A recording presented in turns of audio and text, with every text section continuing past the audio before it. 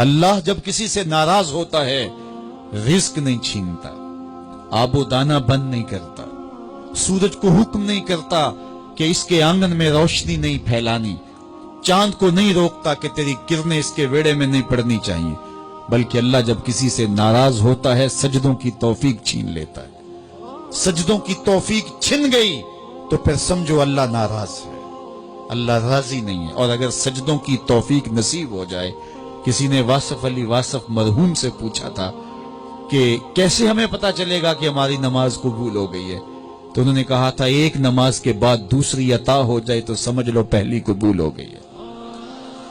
تو نمازوں کا نصیب ہونا یہ اللہ کی رضا اور اللہ کی خوشنودی کی دلیل ہے، اور سجدوں کی توفیق کا چھن جانا یہ اللہ کی ناراضگی کی دلیل ہے۔ میں اور آپ دیکھیں کہ ہم کہاں کھڑے۔ دیکھیے دولت تو کفار کو بھی ملتی ہے، اللہ دولت اسے بھی دیتا ہے جس سے راضی ہے، اسے بھی دیتا ہے جس سے نہیں راضی، لیکن سجدوں کی توفیق اسے ہی دیتا ہے جس پہ وہ راضی ہے۔ تو 5 گانا نماز شعار زندگی بنا لیجئے، نماز قضا نہ ہونے پائے۔ قیامت کے دن بے نمازی اس صف میں کھڑا ہوگا جس صف میں نمرود کھڑا ہوگا، جس صف میں حامان کھڑا ہوگا، قارون کھڑا ہوگا، شداد کھڑا ہوگا۔ مجھے بتائیے ہم میں سے کوئی یہ گوارہ کرتا ہے ہم اس صف میں کھڑے کر دیے جائیں جہاں دشمنان خدا کھڑے ہوں؟ آج کوئی نماز پڑھے یا نہ پڑھے، حشر کے دن حکم ہوگا کہ اللہ کے حضور سجدہ کرو۔ ہر کوئی سجدہ کرنا چاہے گا، جو نہیں پڑھتا وہ بھی کرنا چاہے گا، لیکن بے نمازی کی کمر اکڑ جائے گی، وہ آرزو رکھنے کے باوجود سجدہ نہیں کر پائے گا۔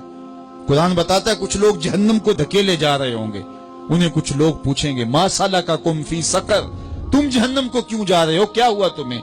تو وہ جواب میں کیا کہیں گے؟ لم نک من المصلین، ہم نماز نہیں پڑھا کرتے تھے۔ سب سے پہلا حساب قیامت کے دن جو بندے سے لیا جائے گا وہ نماز کا لیا جائے گا۔ پہلا سوال بندے سے یہ ہوگا۔ یا چڑیاں بھی رب کی تسبیح بولیں اور اشرف المخلوقات سویا رہے؟ جب صبح کا وقت ہوتا ہے حشرات الارض بھی بلوں سے نکل کے رب کی تقدیس کے ترانے پڑھ رہے ہوتے ہیں، درختوں کی شاخوں پہ چڑیاں پرندے وہ بھی اللہ کی تقدیس کے ترانے پڑھ رہے ہوتے ہیں، حشرات الارض بھی اس کی تقدیس کے گیت گا رہے ہوتے ہیں، اور اشرف المخلوقات خراٹے لے رہا ہو، اس سے بڑی بد نصیبی کیا ہو سکتی ہے؟ آئیے 5 گانا نماز شعار زندگی بنا لے۔ اس مجلس میں اگر کوئی بے نمازی ہے تو آج عزم مصمم کر کے یہاں سے لوٹے کہ آج کے بعد نماز نہیں چھوڑوں گا، اور اگر آپ 5 گانا نماز کی عادت رکھتے ہیں تو آپ کو مبارک ہو، لیکن یہ عزم کر کے جائیے اپنے گھروں میں، اپنے اعزاء و اقرباء اور اپنے دوستوں میں اس زور سے تلقین اور تاکید کریں گے نماز کی کہ وہ پکے نمازی بن جائیں گے۔ بندہ بندگی سے سجتا ہے، زندگی آمد برائے بندگی، زندگی بے بندگی شرمندگی۔